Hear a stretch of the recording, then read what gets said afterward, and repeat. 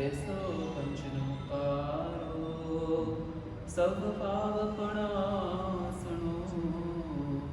मंगलाणं च सर्वेषु वै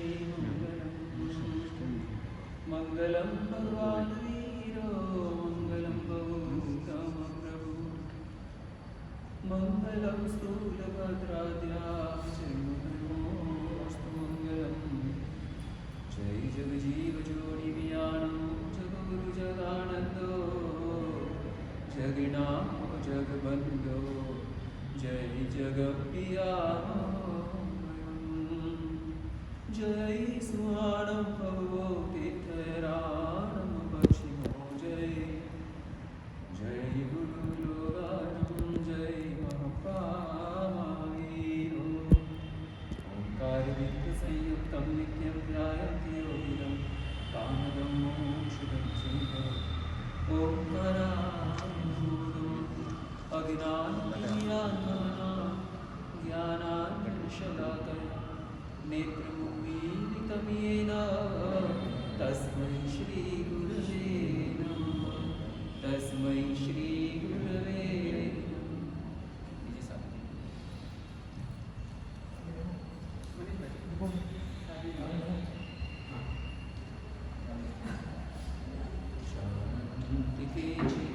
न च कर्तुमीशा कर्तुं समर्था न च ते विदन्ति जानन्ति तत्त्वं प्रभवन्ति कर्तुं ते केऽपि लोके विरला भवन्ति।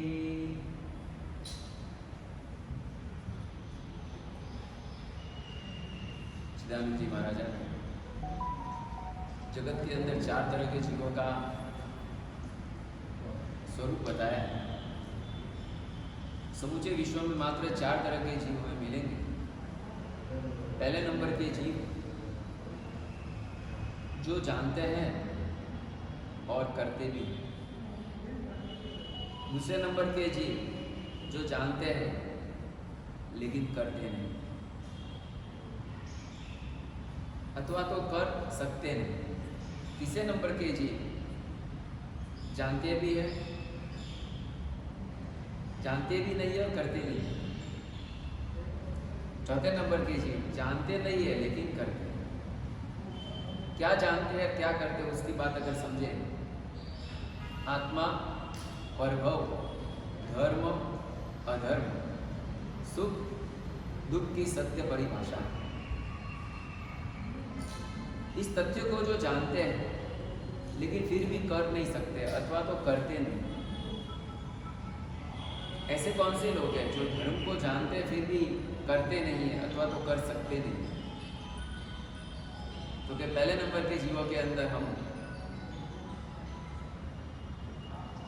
प्रमादी जीव को पकड़ेंगे या फिर देवलोक के जीवों को या नारकी के जीवों को हम उनको पकड़ेंगे कि देवलोक में रहे हुए जीव भौतिक सुख से इतने भरपूर है, भौतिक व्यवहार वहां पे अनाप शनाप मात्रा में रहा हुआ है कि उनको धर्म दिख रहा है लेकिन धर्म चाहे वैसा कर नहीं सकते। तो व्यक्ति को धर्म करने में बाधक कौन बन सकता है? या तो भौतिक पदार्थों की भरमार या तो भौतिक पदार्थों की अपेक्षा। जब तक व्यक्ति के पास में रहा हुआ अपेक्षा का तत्व दूर नहीं होता तब तक धर्म के फील्ड में प्रवेश करना उसके लिए दुष्कर बन जाता है। तो पहले नंबर के जीव जो जानते हैं लेकिन कर नहीं पाते हैं, देवलोक में रहे हुए जीव, नारकी के अवस्था में रहे हुए जीव, क्योंकि वहां पर अमुक देव देवी और अमुक नारकी के जीव धर्म को जान रहे हैं लेकिन धर्म के प्रति उनकी कोई करने की शक्ति नहीं या समय नहीं या सामर्थ्य नहीं। अब जो जानते भी और करते भी है ऐसे कौन हो सकते हैं? तो के मानव, मानव के पास सामर्थ्य है, शक्ति है, कमी है समझदारी की। अगर उसको सही समझ मिल जाए तो मानव की शक्ति है कि नर का वो नारायण बन जाए। तो नर को नारायण बनाने की ताकत मानव की भूमि के ऊपर, इस मानव की भूमि के ऊपर अपना अवतरण हुआ, यह हमारा परम सौभाग्य है। लेकिन ऐसी सोने की लंका में जाने के बाद भी अगर वहाँ से मात्र जाने का समय आए तब कोई पूछे आपने क्या लिया, तो क्या हमने वहाँ की मिट्टी ले ली। सोने की लंका में जाकर सोना लेना चाहिए था कि मिट्टी लेना चाहिए। रत्न की भूमि में आपको लेकर कोई चले जाए, बोले कि आपको सुबह से शाम का 4 प्रहर यानी कि 12 घंटे का समय दे रहे हैं, आप 12 घंटे में जितने रत्न ले रहे उतने रत्न ले लेना, आपको एक सुपर ऑफर मिला है और आप वहाँ पहुँच गए, अब क्या करोगे जाने के साथ? 4 मित्रों को कोई देवता लेकर चले गया रत्नपुरी के। वैसे भी आपकी जयनगर मतलब रत्नपुरी कही जाती है, धर्मनाथ भगवान का कल्याणक का स्थान, जन्म स्थान, उसको रत्नपुरी कहनी पड़ेगी। तो यहाँ पर भी रत्न जैसे ही लोग हैं सब, रत्न वैसे भी कम नहीं आते हैं। बात इतनी सी है कि रत्नपुरी में हमको कोई लेकर चले जाए देवता, बोले कि आपको 12 घंटे का टाइम दे, तो आपको जितने रत्न इकट्ठे करने कर लो, आप क्या करेंगे?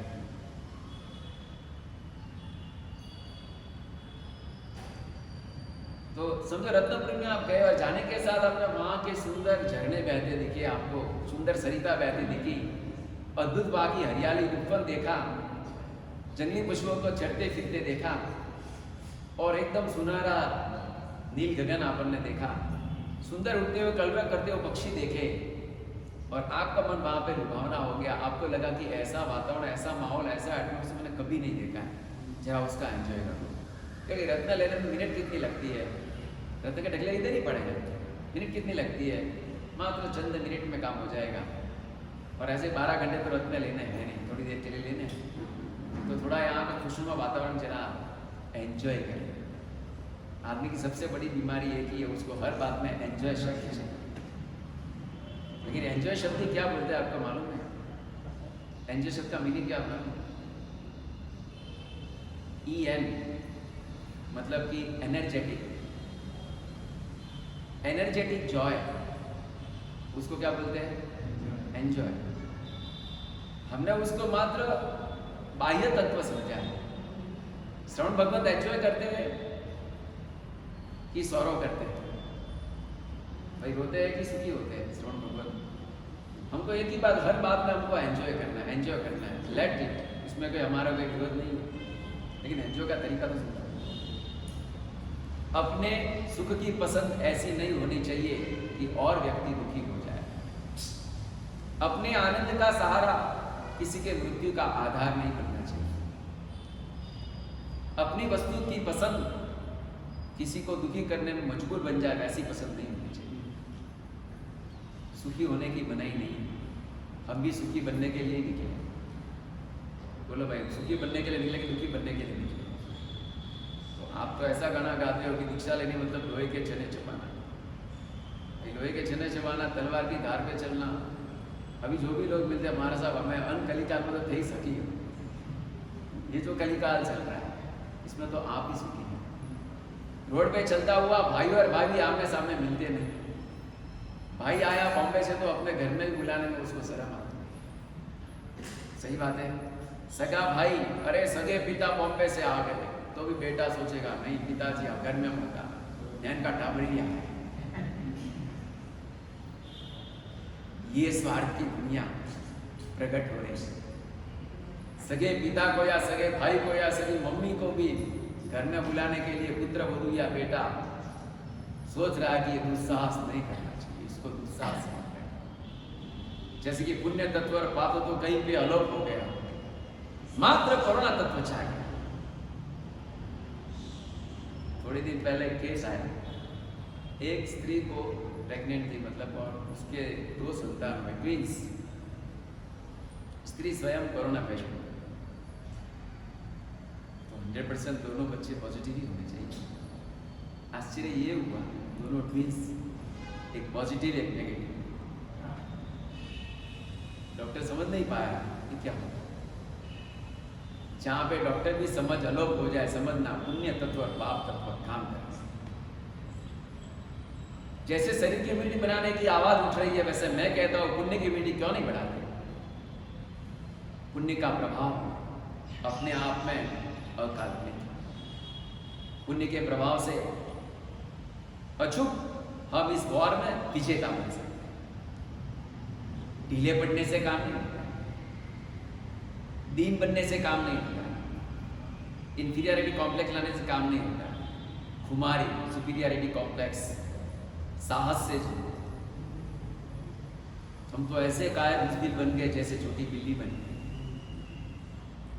फिर भी अपने स्वार्थ का काम जहां पर हो वहां तो हम तैयार हो ही जाते हैं। तो क्यों नहीं प्रभु के शासन के लिए, परमात्मा के तत्व की पहचान अगर हो जाए, सही मार्ग मिले बिना रहेगा। अब वो एंजॉय वाली अपनी बात चली, वो चारों मित्रों को एंजॉय करना है। पहले ने कहा कि पहले का वातावरण यहाँ पे मजा कर लेते हैं, तो फिरते फिरते उनको 3 घंटे हो गए, क्योंकि क्या है वो रत्नपुरी है, वो भी सी फेस पे है। हम भी मकान कहाँ पे करना पसंद करते हैं? सी फेस, जंगल फेस, सी फेस। तो वहां पर बहुत आनंद लिया। अब वो उसमें से एक जगह चारों ने पहले तो फिर लिया। एक ने बोला, दोस्त हम किसके लिए आए मालूम है आपको? वो पहले बोला किसके लिए आए? तो मजा देखा आपने, और क्या चाहिए क्या? अरे लक्ष्य भूल गया तो हम किसके लिए आए? रत्न लेने के लिए। इसलिए मैं अब तुम्हारे साथ, मैं अपना काम करूँ। एक निकल गया, अब तीनों की मीटिंग चली। अब क्या? तो उन्होंने देखा भाई 3 घंटे से फिर रहे, भूख तो लगी है ना, पैसा भी किसके लिए चाहिए? पेट भरने के लिए। यहाँ पे इतने सुंदर फूल लगे, फल लगे, उसका जरा मजा कर। और भोजन लिया, फल खा लिए, मीठे मीठे लगे, स्वादिष्ट लगे। एक और प्लान किया कि अपने पास थैला ना, उसमें फल भी भर लेते, क्योंकि अपन घर में जाएंगे ना तो बच्चे पूछेंगे पापा क्या लाया आपने? आप कहीं पर भी जाते हो ना तो पहले क्या विचार करते हो कि घर वाले या घर वाली या कोई टिप्पू चिट्टू पूछेंगे तो हम उनको क्या ला के देंगे? तो यहाँ से फल ले लेंगे, और फल इकट्ठा करने की बात है, उसमें 2-2.5 घंटे पूरे होने लगे। अब उसमें तो और एक जगह वो बोलता है भाई ये क्या, आधा दिन तो पूरा हो गया, अपने को लेना क्या है यहाँ पे? रत्न। मैं आपके साथ नहीं हूँ, वो भी टीम में से बाहर 12 बज गए। अब खाया फिरे, और दोपहर का समय किसका होता है भाई? दोपहर का समय किसका? आराम। हमारे वहाँ पे कहा गया कि साधु को दोपहर का समय खाने वापरने का और बाद में पढ़ले करने का और विहार करने का। हमको तो आराम बताया नहीं बताया, आराम तो आपको ही बताया। तो क्या दिन को आराम किसको करना पड़ता है? पहले वो नक्की करो। हम भी सोते होंगे 15 मिनट रिलैक्सेशन करते हैं शायद मेरे जैसा, लेकिन भरपूर नींद निकालने का किसको रहता है दिन में? एक तो नाइट वॉचमैन को रहता है। किसको? नाइट वॉचमैन, या फिर नाइट को रोड पे पुलिस कीपिंग करने, पेट्रोलिंग करने वाले लोगों को, या नाइट को जो बेचारे अपनी सेवा दे रहे हैं, काम दे रहे हैं हॉस्पिटल, उनको हो सकता है। और किसको? चौथा कौन भाई? चौथा रात को टीवी देख के देखने वाले। बराबर है महाराज साहब, रात राहुल नहीं आओ, किसी को दारे पड़े। मैं बोला उल्टा बोलो, दिन को सोते हो इसके लिए रात को नहीं है। थोड़ा समझो, हमने कार्यकाल कोई और छोड़ दिया भाई। रात को जल्दी नींद क्यों नहीं आती? जवाब दो। क्योंकि दिन को हम सोए हैं, या सेकेंडरी हमने ऐसा माइंडसेट कर लिया। अगर आपको कोई बोल दे कि आप रात को 9 बजे सोना और 4:30 बजे उठ के प्रतिकोण जाप करना तो आपको कोरोना नहीं आएगा, तो करेंगे है भाई? वो अशोक भाई ये यहाँ पर एक ही बात बताओ महाराज साहब, डॉक्टर हो, महाराज साहब हो, देवता हो, देवी हो, एक ही बात बताओ, कोरोना कैसे नहीं है? Only one attitude of my life। हम तो आपसे भी आगे बढ़ते हैं। हम बोलते हैं कोरोना बताओ, नहीं बोलते हैं। हम बोलते हैं, हम क्या बोलते हैं मानो? अरे मृत्यु ही ना आए ऐसा स्थान दे दे प्रभु को। क्या नहीं आए? मृत्यु ही ना आए। तमसो मां गमय ज्योति प्रदीप। ये गायत्री का एक स्लोगन है कि हे प्रभु, मुझे अंधकार से ज्योति में स्थान में ले जा। मैं अंधेरे में भटक रहा हूं। मैंने मात्र जन्म को और जीवन को सर्वस्व मान रखा है, लेकिन जन्मी बड़ी कैद है, वो आज तक समझ में नहीं आ रहा है। मृत्यु कैद है, समझ में आ रहा है, जन्म में कैद है, वही समझ में नहीं आ रहा है। मृत्यु क्यों आती है और किसको आती है? मृत्यु किसको आती है बोलो? अरे सीधा जवाब है, जो जन्म लेता है उसको मृत्यु आती है। छोटा बच्चा जवाब देता है, जन्मी न मृत्यु न तो अजन्मी न। सिद्धों को मृत्यु नहीं है, देवताओं को भी मृत्यु है। लाख बरस बीत जाए, करोड़ बरस बीत जाए, फिर भी एक दिवस उनको भी मृत्यु का फेस करना ही पड़ता है। सुखमनुत्तर सुरा वदति यदि मेदुरम कालतस्तदेवी कलयति विरामम। शांत सुधारस के अंदर अद्भुत पंक्ति विनय विजय जी महाराज ने गाई है कि अब्जों बरस की जिंदगी जीने वाले अनंत विमान के देवों को भी एक दिन तो वहां से निकल जाना पड़ता है। और देवताओं की मृत्यु तो अपने से भी ज्यादा डेंजरस होती है। किसकी? कैसे कैसे आपने जाना? हाँ, उनको तो 6 महीने पहले ही मालूम पड़ जाता कि मैं यहाँ से निकल जाने वाला, तो वो डर सबसे पहले चालू हो जाता। अपने को तो आएगा तब देखेंगे, यही है ना अभी दिमाग में? क्या है अभी दिमाग में? यही है कि आएगा तब देखेंगे। तो क्या है अभी? क्या है अभी? ऐसा कि कभी भी आ सकता है। अभी ऐसा है? अरे भगवान ने तो पहले ही बोल दिया कि मृत्यु का कोई समय निर्धारण नहीं। अरे तू वज्र के मंदिर में चले जा, पाताल लोक में चले जा, वज्र का मंदिर बना के घर में बैठ जा, तो भी तू ऐसे कोई नक्की कर नहीं सके मृत्यु तेरे घर में नहीं आएगा।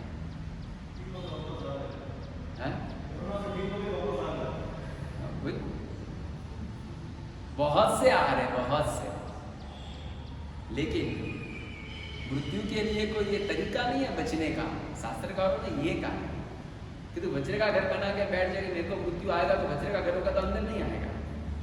पाताल लोक में जाओगा तो मृत्यु आएगा नहीं आएगा ना, क्योंकि मृत्यु कभी बाहर से नहीं आता, मृत्यु अंदर से आता।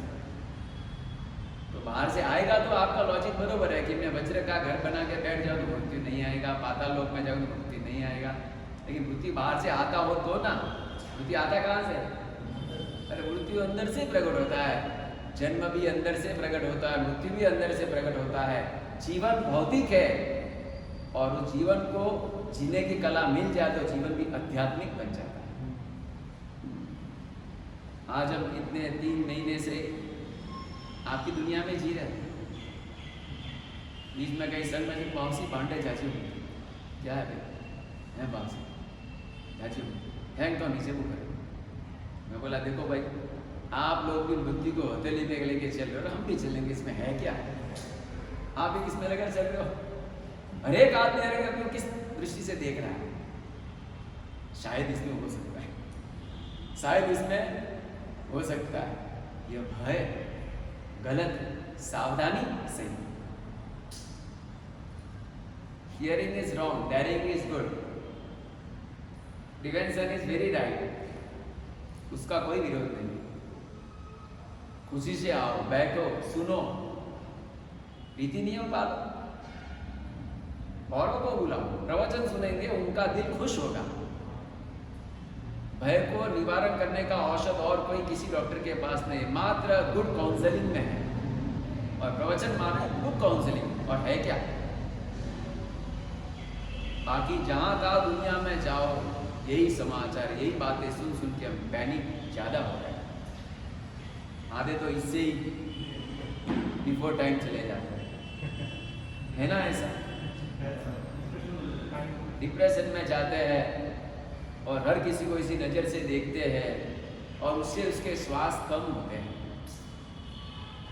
ये परमात्मा के शासन की थियरी है।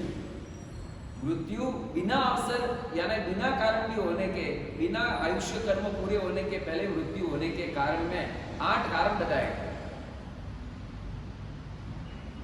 टाइम अब तक पका नहीं है, 40 साल और बाकी है, लेकिन भाई साहब 20 साल में चले जाते हैं। क्योंकि वो 40 साल का जो पीरियड था ना, जो आयुष्य कर्म के दलित, तो फटाफट फटाफट फटाफट पूरे कर दिए। एक बात पक्की है, जितना आयुष्य बांधा उतना ही मिलता है, उतने मैलिकुल्स पूरा करता ही है आत्मा। आयुष्य के जितने कण हमने बांधे उतना वो पूरा होता ही है, वो कभी डिलीशन उसमें नहीं होता, लेकिन वो स्पीड ही पूरा। जैसे 50 किलोमीटर का फासला 2 गाड़ियां पार करती है, एक 20 में चलती हो तो उसको कितना टाइम लगेगा? 20 की स्पीड पे चलने वाली गाड़ी को 2.5 घंटा लगेगा, और 40 की स्पीड पे चलने वाली गाड़ी को 1.25 घंटा लगेगा, 50 की स्पीड चलने वाली गाड़ी को 1 घंटा लगेगा, 60 पे चलने वाली को 1.25 घंटा लगेगा, 80 पे चलने वाली को और भी कम, 100 पे चलने वाली को आधा घंटा लगेगा।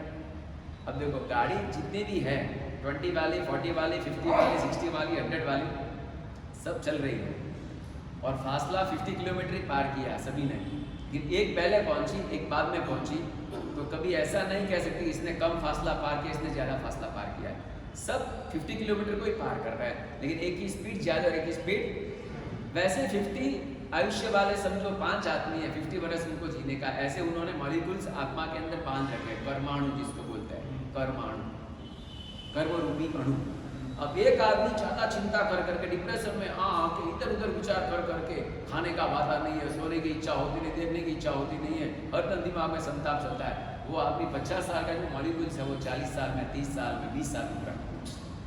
जब आयुष्य 500 साल के ऊपर है, आयुष्य 500 साल के ऊपर है, तो जो 60 साल का उनका 20 साल में चला गया, तो बाकी 40 साल में 100 साल कैसे? वही कह रहा हूँ मैंने आपको, वही समझाया कि इतने जितने भी उसके, एक बात याद रखना, श्वासोश्वास के आधार पे आयुष्य का कैलकुलेशन नहीं है, अपनी धड़कनों के आधार। और उसके अंदर भी आयुष्य कर्म जो होते हैं, वो आयुष्य कर्म आपकी चिंताग्रसित जब धड़कन होती है, तो एक धड़कन में भी 50-60 फटाफट पास हो जाते हैं। जो 50 दिन में पार करने थे, वो आपने 2-4 धड़कन ऐसी डेंजरस ले ली कि जिसके कारण वो 50 दिन का या 5 दिन का था, वो 1 दिन में, आधा दिन में, 1 दिन में आपको पूरा कर दिया। इसलिए शास्त्रकारों ने कहा है कि व्यक्ति ज़्यादा दौड़ता है, ज़्यादा कूदता है, तो उससे भी आयुष्य की घड़ियाँ कम, ज़्यादा आघातजनक विचार करता है तो उससे भी आयुष्य घड़ियाँ कम।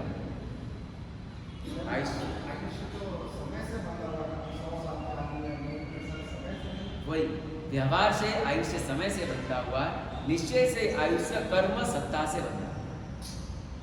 अब हम जो समय की बात करते हैं कि मेरे को 100 साल जीने का आयुष्य मैंने बांधा है, तो व्यवहार से बोला जाता है, लेकिन वो 100 साल के अंदर ही पूरा होगा वैसा नहीं, वो 50 साल में पूरा हो सकता है।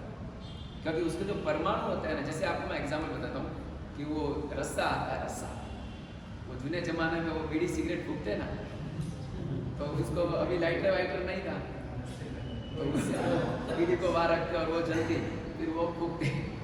अब वो जो रस्सा है, वो रस्सा उसको जला के वो रखता है दुकान वाला, वो धीरे धीरे पूरे दिन में वो समझो कि 2 मीटर का, 3 मीटर का, तो सुबह 6 बजे रखता है, तो शाम को उसको वो 6 बजे पूरा होता है। अब वो 12 घंटे के अंदर उसका लगभग 4-5 मीटर का रस्सा धीरे धीरे करके पूरा होता है। अब उसी रस्सों का इकट्ठा कर और जला दो तुरंत, तो तुरंत जल जाएगा, 1 मिनट में, 2 मिनट में, 3 मिनट में। अब 12 घंटा वही चला और वही 4 मीटर का रस्सा 4 मिनट में भी पूरा हो गया। तो कम सरस पूरा हो गया, उतना ही पूरा हुआ है।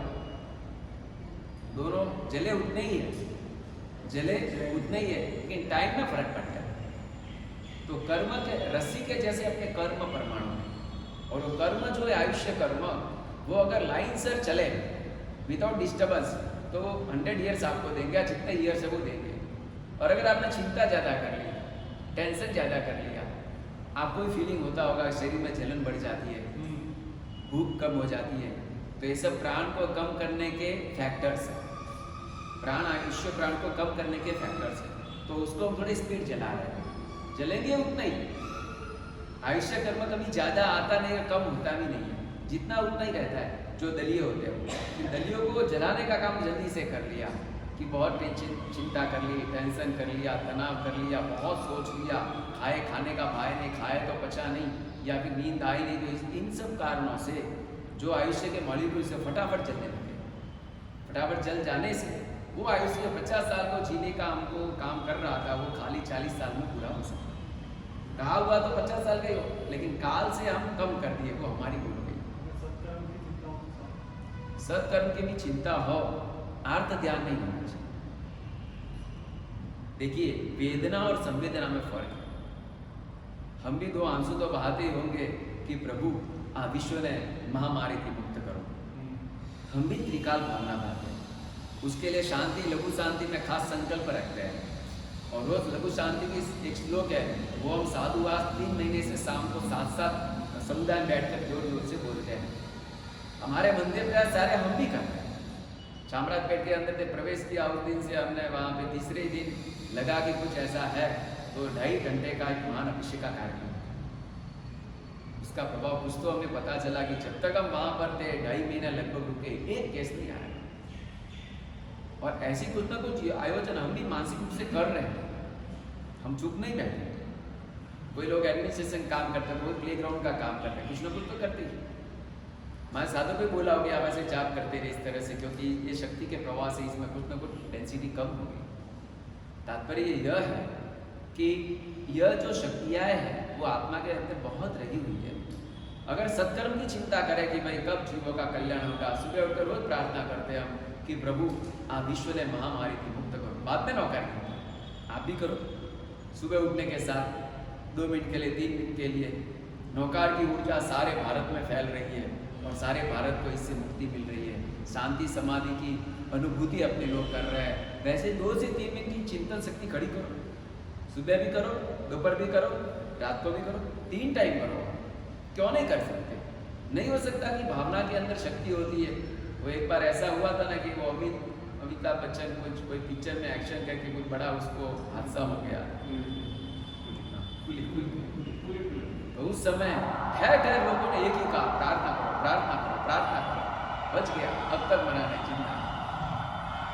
और ऐसा कहा जाता है, हमारे गुरुदेव बोलते हैं, एक बार बड़ी गादी टली ना आदमी लंबा चला। तो यह ताकत प्रार्थना की, प्रार्थना करो, मन से नर्वस मत हो, शुभ चिंतन करो, घर के अंदर शुभ भावना, भाषा बोलो। भाषा का फर्क पड़ता है, याद रखना। घर में जहाँ भाषा जैसी तैसी होती है ना, वहाँ पर भी ऐसे अमंगल जल्दी होते हैं। तो गधेड़ा जरो, तो पुत्रा जरो है ना, ये सब भाषाएं बहुत बार निकलती है, उनको मैमिक्री करना भी उनको शर्म आती है। और ऐसे परमात्मा की उत्तम स्तवना करते हैं, प्रभु तू मारो ने, हूँ तारो ने, तमे तो जगतना नाथ ने, मारा नाथ ने। अरे तारा नाथ है, तू एनो गुलाम नहीं ना, तकलीफ है छे, तू गुलाम तारी वाणी नो छे। तेरी वाणी बोलते दया धनाधन बोलते ही रहता है। अपशब्द से भी लक्ष्मी और सरस्वती घर में नहीं आती है। अपशब्द कौन से शब्द? अपशब्द मंगल भाषा, उत्तम शब्द यूज करो, उससे भी एटमॉस्फेयर सुंदर बनता है। भाषा का अपना प्रभुत्व है, इसीलिए तो परमात्मा के 4 अतिशय में वचनातिशय, अतिशय को इंडिकेट किया गया। परमात्मा का वचनातिशय ऐसा होता है कि वो बोलते और लोग उनसे इंप्रेस हो जाते हैं। समझ में आए कि ना आए, हम बहुत सरस बोली रहा है, कितलू सरस बोली रहा है, ऐसे भाव जगते हैं। मुझे ये कहना है कि वो दूसरे नंबर का था, वो अब टीम से निकल गया। भाई कितने थे वो? पहला निकल गया पहले प्रहर में, दूसरा निकला दूसरे प्रहर में, अब बाकी के 2 बचे। वो बोलते हैं थोड़ी नींद तो कर ले, ऐसी मस्त हवा आ रही, इतना खाया है पिया है तो सो लेते हैं। आप भी नक्की कर लो, दिन को सोना मत, तो रात को जल्दी नींद आई।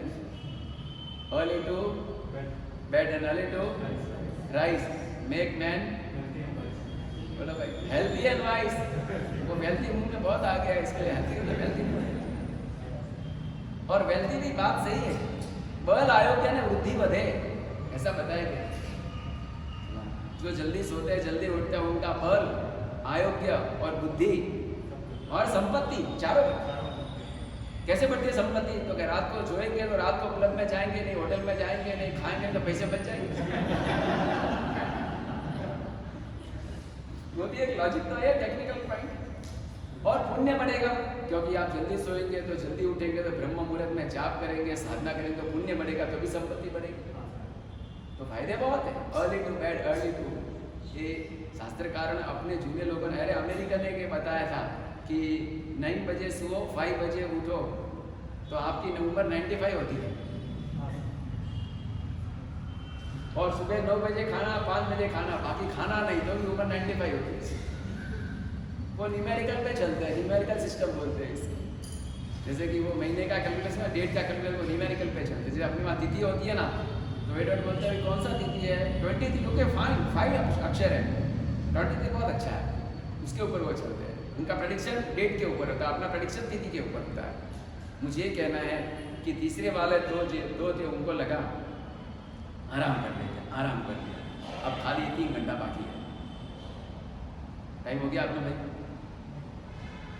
3 घंटा बाकी है, तो वो तीसरा जगह वो बोलता है बहुत हद हो गई, सुबह फिर खाया, फिर सोए, ये कोई जिंदगी है क्या कि गधा पचीस की? मुझे नहीं रहना तेरे साथ, मैं जाता हूँ सोना लेने के लिए, हीरा लेने के लिए। वो इकट्ठे हो गए। अब वो चौथा सोच रहा है यार ये तीनों गए, तीनों लेंगे, मेरे को काम लग जाएगा, मेरे को लेने की जरूरत क्या है? बराबर है, ये तीनों लेंगे, अपने को काम लग जाएगा, अपने को लेने की क्या जरूरत है, मजा करो। अंत समय आ गया, फिर वो लेने के लिए आया, एजेंट बोलता भाई चलो, खड़े हो जाओ, चलो। फिर से भारत के अंदर रत्नपुरी की सफर पूरी हो गई, सबने ले लिया, बोला ले लिया। वो चौथा शर्मा गया, बोलता मैं बोलूँगा तो मेरी इज्जत जाएगी। बहुत से लोग कैसे मूर्ख होते हैं, एक तो पाप करना है, लेकिन पाप को प्रकट करना नहीं है, धर्म करना नहीं है, और कहलाना है भाई। सही बात, पुण्य करने के लिए 50 है, लेकिन पुण्य का फल लेने के लिए तो सब आगे हैं, और पाप करने में आगे है, लेकिन पाप का फल न मिले उसके लिए हर कोई तैयार है। मतलब मुझे पाप का फल नहीं मिलना चाहिए, सही है, करना है पाप लेकिन चाहिए पुण्य का फल, करना नहीं है पुण्य और चाहिए पुण्य का फल। How it is possible? इससे कोई होने वाला है नहीं। हाथ में रखना है कांटा और चाहिए गुलाब की सुगंध, कहाँ से मिलेगी? रहना है कादर के बाजू में और उपवन की चाहिए सुगंध, कहाँ से मिलेगी? धर्म करना नहीं है और महान सुखी बनना है, कहाँ से मिलेगी? चौथे को शर्म आ गई और बाद में चारों मिल गए और अब जा रहे हैं। अब वो वहाँ आए इंडिया में, फिर बोला भाई क्या क्या लिया सबने, खोलो। अब वो तीसरे वाले ने पहला अपना थैला खोला, भाई मैंने ये वहाँ से रत्न लाए। तो उनके एक चौरी को बुलाया, चौरी को बोला भाई तपास ले रत्न है कि क्या है? उसने देखा ये कांच के टुकड़े हैं, तो क्या लेके आया है? कांच के टुकड़े लेकर आया है। बेचारा परेशान हो गया, अरे यार इतनी बड़ी शहर की इकट्ठे की और कांच के टुकड़े निकले, धत तेरे की। आजकल के रत्नपुरी भी थर्ड क्लास होते हैं। अब दूसरे नंबर के पूछा, चौथा तो लाया नहीं था, तीसरे का कोर्स पूरा हो गया, तीसरे को निकाला। तो उसने देखा तो उसने बोला भाई इसमें भी कांच तो बहुत दिखते, फिर भी देखते हैं। तो निकला तो कांच बहुत सारे निकले, थोड़े हीरे भी निकले अंदर से। बोले तू हीरे लाया, राइट, अच्छी चीज़। अब चौथे को उसने बोला भाई मैंने एक छोटी पोटली, मैंने कुछ लिया नहीं। खोल के देखा सभी 1 नंबर के, हाँ, कोहिनूर हीरे, पुखराज हीरे, वेट डायमंड, गले लगा दिया लोगों ने। वाह तूने चीज़ दे दिया। अब इसमें प्रश्न कहाँ पे हो रहा है? रत्नपुरी में हीरे थे कि नहीं? हीरे थे कि नहीं? लाया है, ओरिजिनल था, क्योंकि एजेंट था देव। देव कहीं पर लेके जाएगा तो सही लेकर जाएगा। ऐसा कहा जाता है कि देव की वाणी, सती स्त्री की वाणी, बालक की वाणी कभी भी फेल नहीं जाती। किसी वाणी पे? देव की वाणी, सती स्त्री की वाणी और बालक की भाषा और अप्रमत्त संयमी की भाषा, इन चारों में कभी भी विकल्प नहीं होता। जैसे श्रद्धा का कोई विकल्प नहीं है, इन 4 महापुरुषों के वचन का विकल्प नहीं होता, ऐसे प्रभावक उनके वचन होते हैं। कहा जाता है कि भाई जो होता है वो बोले, वो मध्यम है, लेकिन जो बोले वो उत्तम है। यहाँ पर पहले को पूछा भाई तूने कैसे लिए? तो उसने बोला मैं तो गया, जाने के साथ इन लोगों ने जब ऑफर रखी ना कि फिरना है, तब से मुझे मालूम पड़ गया कि ये प्रमाद की शुरुआत हो गई। एक बार सोच लेना, थोड़ा सा ऋण, थोड़ी सी आग और थोड़ा सा प्रमाद, ये तीनों बहुत डेंजरस होते हैं। थोड़ा सा ऋण, थोड़ी सी आग, थोड़ा सा ऋण, थोड़ी सी आग और थोड़ा सा प्रमाद, ये तीनों बहुत डेंजरस होते हैं। इसमें पहले ही चेत जाना चाहिए। Prevention is better than cure. जैसे आप कितने प्रिवेंटिव हो आजकल, इस तरह से चारों मित्रों के साथ अभी एक दूसरे में डिस्कशन चला कि पहले ने इतने रत्न कैसे लिए, दूसरे ने भी लिए, लेकिन उसने में इकट्ठे के मिश्र क्यों आ गए, तीसरे खाली कांच ही क्यों आ गए। इसके ऊपर आगे के वर्तमान श्लोक के अंदर